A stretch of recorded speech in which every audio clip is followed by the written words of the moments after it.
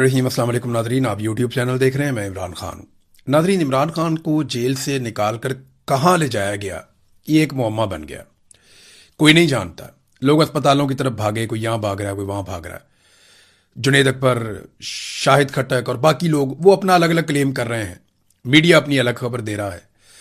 Actually हुआ क्या, एक दो चीज़ें तो आप अपने जहन में रख लें कि अडियाला जेल की कोई भी खबर पाकिस्तान के नेशनल मीडिया पे एस्टेब्लिशमेंट की अप्रूवल के बगैर नहीं चलती। ना तो ये खबर रिपोर्टर फाइल कर सकता है, ना न्यूज़ रूम इसको एंटरटेन कर सकता है, और ना इसे खबरनामे में शामिल किया जा सकता है जब तक कि इसकी अप्रूवल नहीं आएगी। ये बात आप क्लियर कर लें कि इमरान खान का नाम जैसे नहीं चलता, वैसे ही ये क्लैरिटी आपको होनी चाहिए कि अडियाला जेल से निकलने वाली हर खबर एस्टेब्लिशमेंट की अप्रूवल के बगैर मीडिया की जीनत नहीं बन सकती। अगर मीडिया पे ये खबर चली है और दो चार चैनल ने चलाई है तो इसके पीछे एस्टेब्लिशमेंट की इतनी अप्रूवल जरूर थी कि इमरान खान साहब को अस्पताल ले जाया जा रहा है। अस्पताल नहीं लेकर आए इमरान खान साहब को, तो लेकर फिर कहां गए? यानी उनकी मर्जी के बगैर तो चल नहीं सकती। अब जो जर्नलिस्ट हैं वो अभी भी बज़िद है। मेरी दो लोगों से बात हुई, उन्होंने कहा जी कि हम आपको पक्की खबर दे रहे हैं। अच्छा, ये मेरी अपनी जाती खबर नहीं है। मुझे क्लेम करके दो सहाफियों ने कहा हम आपको पक्की खबर दे रहे हैं कि 10:50 के बाद इमरान खान साहब को अडियाला जेल से बाहर निकाला गया था। तो मैंने उनसे कहा किसी ने इमरान खान को देखा? उन्होंने कहा जी इमरान खान साहब का स्क्वाड अडियाला जेल से बाहर निकला था और फिर यह खबर चली थी। तो वो स्क्वाड इमरान खान के बगैर तो निकलता नहीं। स्क्वाड का मतलब यह नहीं है कि इमरान खान साहब की अपनी गाड़ियां वहां पे खड़ी हैं। वो एक प्रोटोकॉल है जो फॉलो किए जाते हैं, क्योंकि इमरान खान साबिक वजीर आजम और पाकिस्तान के सबसे मकबूल आदमी है और उनके सिक्योरिटी के बहुत सारे रीजंस हैं। पिछली मरतबा आपको पता है कि कुछ बंदे जो हैं उनके खिलाफ कार्रवाई भी हो गई थी कि आपने सिर्फ ये डिस्क्लोज कर दिया कि इमरान खान साहब अस्पताल से वापस रवाना हो गए। तो नाजरीन, 10:50 के बाद यानी 11 बजे से थोड़ी देर पहले इमरान खान साहब का स्क्वाड निकलता है अडियाला जेल से। खबर भी चलवा दी जाती है। एजेंसियों की मर्जी के बगैर यह खबर चल नहीं सकती, हम सब जानते हैं। और उसके बाद इमरान खान साहब किसी अस्पताल में नहीं पहुंचते। अब कहानी क्या है ये हम नहीं जानते इस वक्त, लेकिन एक और चीज है वो हम जानते हैं कि पाकिस्तान तहरीक इंसाफ हो या तहरीक तहफ़्फ़ुज़ आईन पाकिस्तान हो, वो अब मुज़ाहमत पे यकीन नहीं रखते। वो किसी किस्म की मुज़ाहमत के लिए ना खुद तैयार हो रहे हैं ना लोगों को तैयार कर रहे हैं। हाँ, वो पब्लिक के अंदर जाना चाहते हैं, पब्लिक के अंदर पॉपुलर रहना चाहते हैं, वो रूटीन की सियासत करना चाहते हैं, लेकिन उनके पास कोई इनकलाबी एजेंडा नहीं है कि जनाब पाकिस्तान में बड़ी ज्यादती होगी, हम ज्यादती के खिलाफ, जुल्म के खिलाफ खड़े रहेंगे। तब तक खड़े रहेंगे जब तक ये जुल्म खत्म नहीं हो जाता। तो आज सुहेल अफरीदी हों या इमरान खान साहब की पार्टी के बाकी लोग हों या तहरीक तहफ़्फ़ुज़ आईन पाकिस्तान की क़यादत हो, मुझे ऐसा दिखाई देता है या मुझे ये समझ आ रही है कि वो मुफाहमत की तरफ जा रहे हैं और जो बैकडोर चैनल राब्ते उनके चल रहे हैं उन पे उनको भरोसा है। अब ये तो मुमकिन नहीं है कि सुहेल अफरीदी की आसिम मुनीर के नुमाइंदे हैं मोहसिन नकवी, उनसे मुलाकात हो और उस मुलाकात में इमरान खान डिस्कस ना हो। ये तो मुमकिन ही नहीं है। इनको तो रात को सोते में भी इमरान खान नजर आता है, दोनों साइडों को। जो सुहेल अफरीदी साइड है वो इमरान खान साहब की पार्टी से है, लाजमी बात है। और वो मुझे पता है कि चाहे अलीमीन गंडापुर हो चाहे सुहेल अफरीदी हो, दोनों की पूरी कोशिश होगी कि इमरान खान को किसी ना किसी तरह बाहर निकाला जाए, लेकिन तरीकाकार अपना अपना है।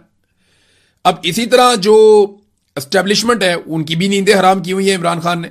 तो हमें कुछ चीजें देखनी पड़ेंगी कि पीटीआई बैकडोर चैनल्स पे ऐसा लगता है कि मुतमईन दिखाई दे रही है, लेकिन इमरान खान को कौन बनाएगा?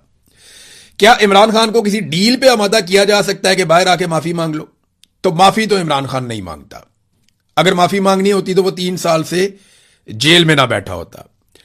दूसरा, क्या इमरान खान साहब को इस बात पे मनाया जा सकता है कि आप तमाम चीजें छोड़ दें और हुकूमत को तस्लीम कर लें और इस हुकूमत के साथ सब्र शुक्र करके आप टाइम गुजारें? तो इस बात पे भी इमरान खान साहब को नहीं मनाया जा सकता। तो क्या इमरान खान को इस बात पे मनाया जा सकता है कि एक सर्टेन टाइम पीरियड के लिए इमरान खान साहब खामोश हो जाए? तो ऐसा दिखाई नहीं देता कि इमरान खान साहब को इस बात पे भी मनाया जा सकता हो। तो मनाया किस बात पे जा सकता है? इमरान खान साहब को उसी बात पे मनाया जा सकता है जिसमें पाकिस्तान का फायदा हो और जिसमें यह निजाम तब्दील हो जाए, वरना आप मना नहीं सकते।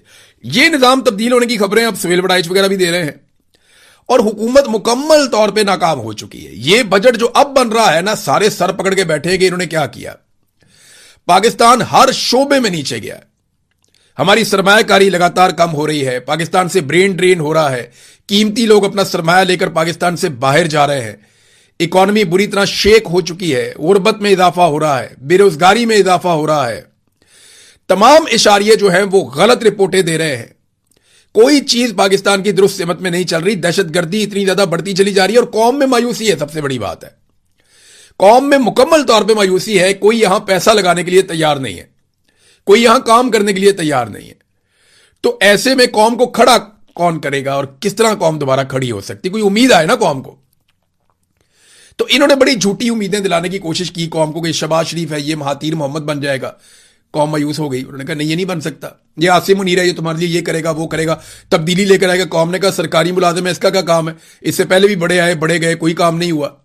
और आसिम मुनीर साहब से कौम बहुत मायूस हुई। तो ये पूरा का पूरा सिस्टम जो है वो एक मायूसी की दास्तान है।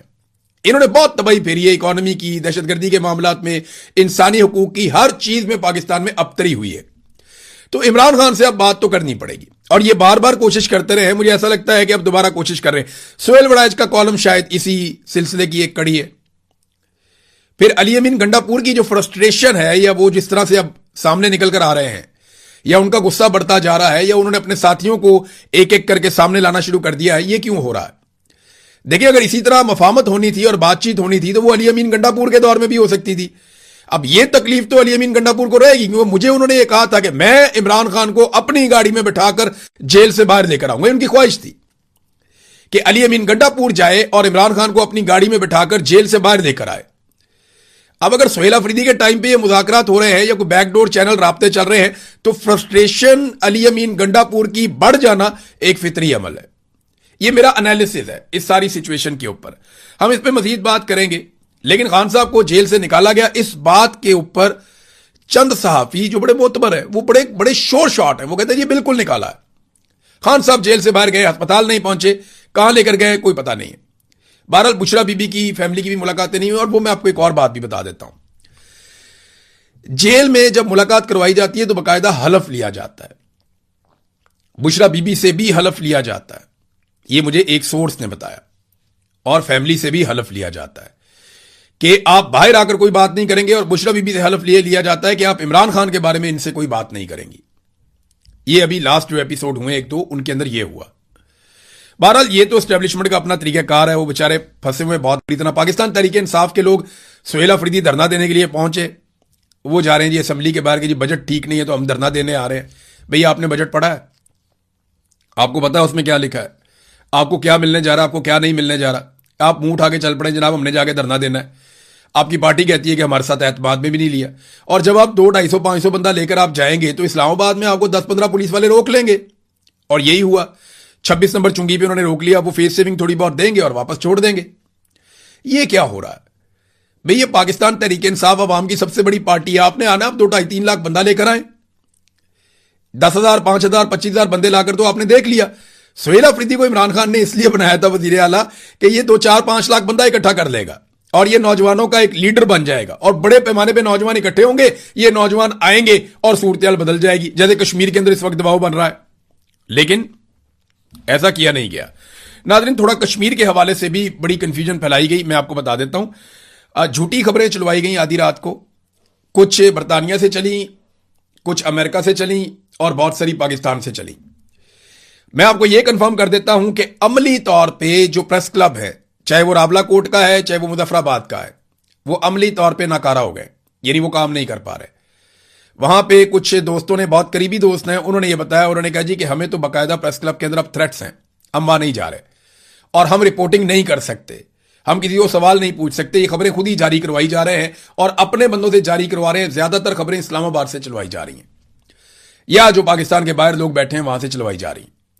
इन खबरों का जमीनी हकायक के साथ कोई ताल्लुक नहीं है। खबर चलाई गई जी आधी रात को, धरना खत्म हो गया, सारे लोग चले गए, अब कोई वापस नहीं आएगा। खबर यह चलवाई गई कि जनाब धरना खत्म हो गया। लेकिन हकीकत क्या है वो जरा आप ये देख लें कि बारिश हुई थी रात को। कश्मीर में इस वक्त भी रात को बारिश हो जाए ना, रावला कोट के इलाके में, तो बहुत ठंड हो जाती है। लोगों के पास कोई साहिबान तो था नहीं।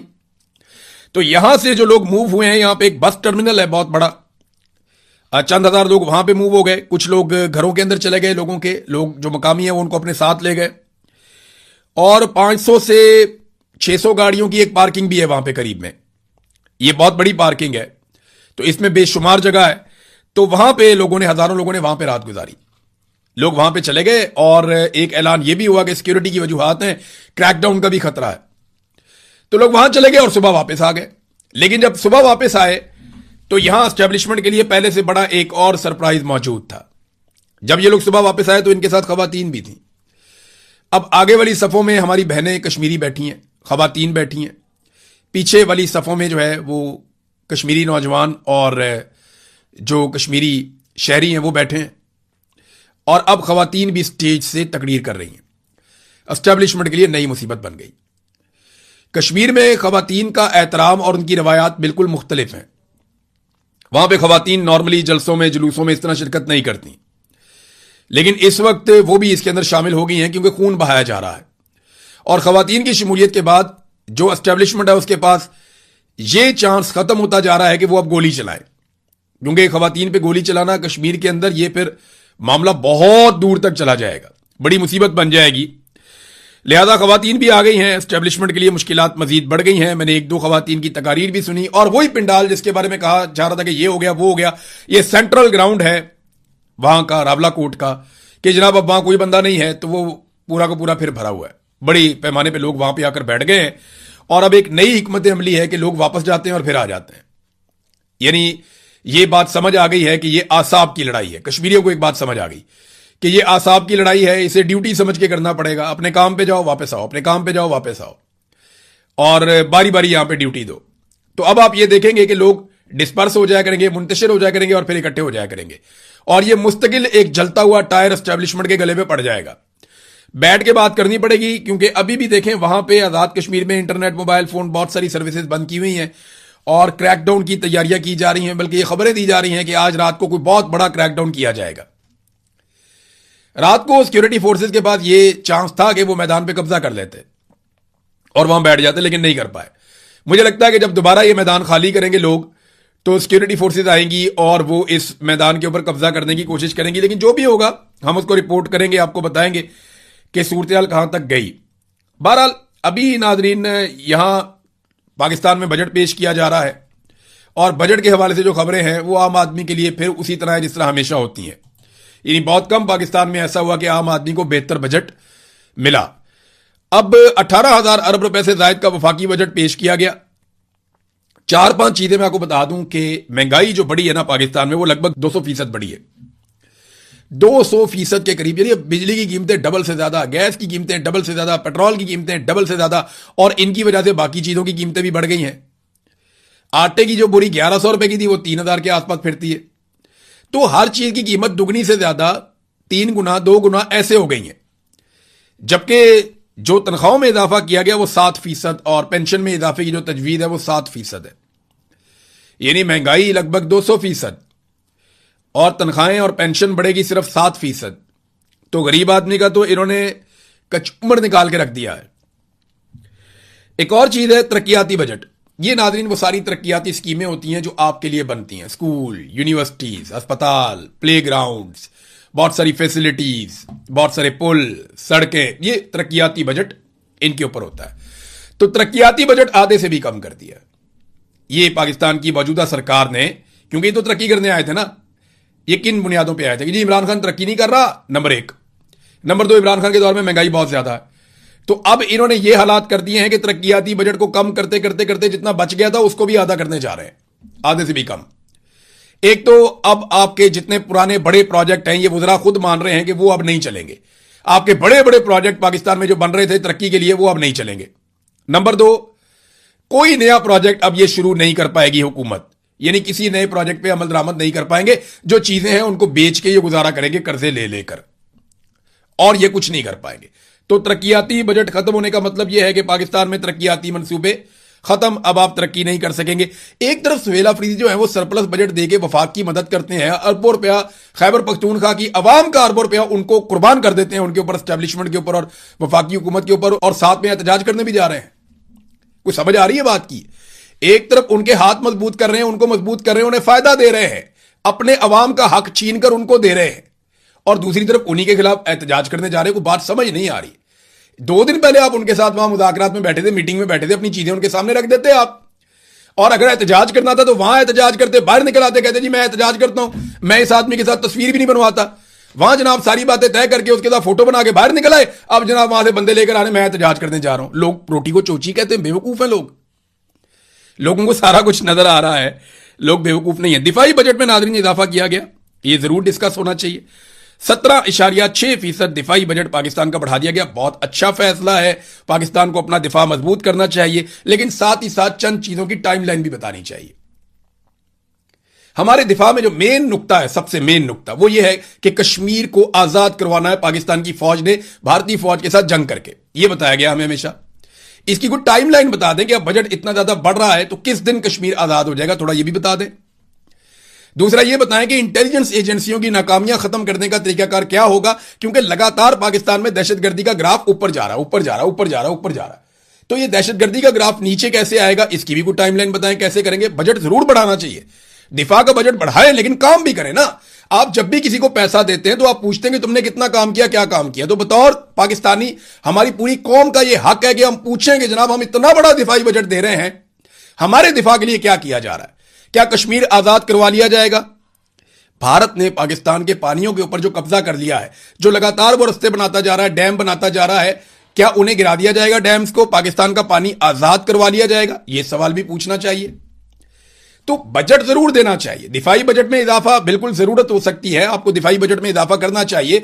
17.6% इजाफा किया, 70% भी कर लेते तो हमने क्या बिगाड़ देना था। लेकिन सवाल तो पाकिस्तानी कौम पूछ सकती है ना कि कश्मीर आजाद कब होगा, पाकिस्तान का पानी जो है वो दुश्मन के कब्जे से कब छुड़वाया जाएगा, और पाकिस्तान में दहशतगर्दी कब खत्म की जाएगी। तो इन सवालात के जवाबों के साथ जो है वो एक टाइमलाइन दे दें, और साथ में दिफाई बजट जितना बढ़ाना है बढ़ाएं। डोनाल्ड ट्रंप ने नाजरीन एक ऐलान किया कि यूरोप के अंदर कहीं पे वो मुआहदा करेगा ईरान के साथ। लेकिन ट्रंप का दावा है कि जो मौजूदा खामनाई है, मुश्तबा खामनाई, उन्होंने मंजूरी दे दी है और कोई एमओयू साइन होने वाला है, और कोई जंगबंदी का पक्का मुआहदा अमेरिका और ईरान के बीच में होने जा रहा है। और इसके लिए उन्होंने कहा कि यूरोप के किसी मुल्क पे हम ये करेंगे। ये तो पाकिस्तान में होना चाहिए था, क्योंकि सालिस पाकिस्तान है, जब अमेरिका का कोई साथ नहीं दे रहा था तो पाकिस्तान साथ दे रहा था। तो मैं आपको यह बता देता हूं कि जो टास्क दिया गया था पाकिस्तान के फील्ड मार्शल को डोनाल्ड ट्रंप की जानिब से, वो एज इट इज नहीं हो पाया।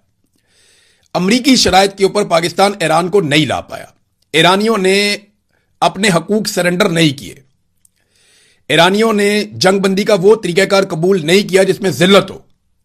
और यही टास्क था जो मिला था पाकिस्तान को कि आपने अमेरिका और ईरान की जंगबंदी करवानी है, लेकिन इस तरीके से करवानी है कि उसमें अमेरिका को बहुत बड़ी फेस सेविंग मिले और ईरान थोड़ा बैकफुट पे जाए। तो ईरान ने वो कबूल नहीं किया। हाँ, ईरान ने यह जरूर कहा कि सालसी होनी चाहिए, मुज़ाकरात होने चाहिए, मुआहदा होना चाहिए, ये वो कबूल करता है। लेकिन पाकिस्तान जो मनवाना चाह रहा था, अमेरिका जो पाकिस्तान के जरिए करना चाह रहा था, पाकिस्तान वो डिलीवर नहीं कर पाया। अगर पाकिस्तान वो डिलीवर करता तो याद रखिए ये मुआहदा पाकिस्तान के अंदर होता। वैसे होना पाकिस्तान में ही चाहिए, पाकिस्तान ने बड़ी कोशिश की है इसके बारे में, लेकिन ट्रंप कह रहे हैं कि जनाब यूरोप के अंदर होगा। तो अमरीकी शराइत और ईरानी शराइत जिस जगह पे जाके मर्ज हो जाएंगी ना, वहां ये मुआहदा हो जाएगा। और अगर यही मुआहदा होना था जो अमेरिका को अब दिखाई दे रहा है, तो ये तो ईरान के साथ अमेरिका खुद भी कर सकता था, या कतर भी करवा सकता था, या कोई भी मुल्क करवा सकता था। बहरहाल अब देखते हैं कि ये यूरोप में जाकर होता है, किसी और मुल्क में होता है, कहां पे होता है। इन चीजों पे हम नजर रखेंगे, आपके साथ शेयर करते रहेंगे। अब तक के लिए इतना ही, अपना ख्याल रखिएगा, अपने इस चैनल का भी। अल्लाह हाफिज।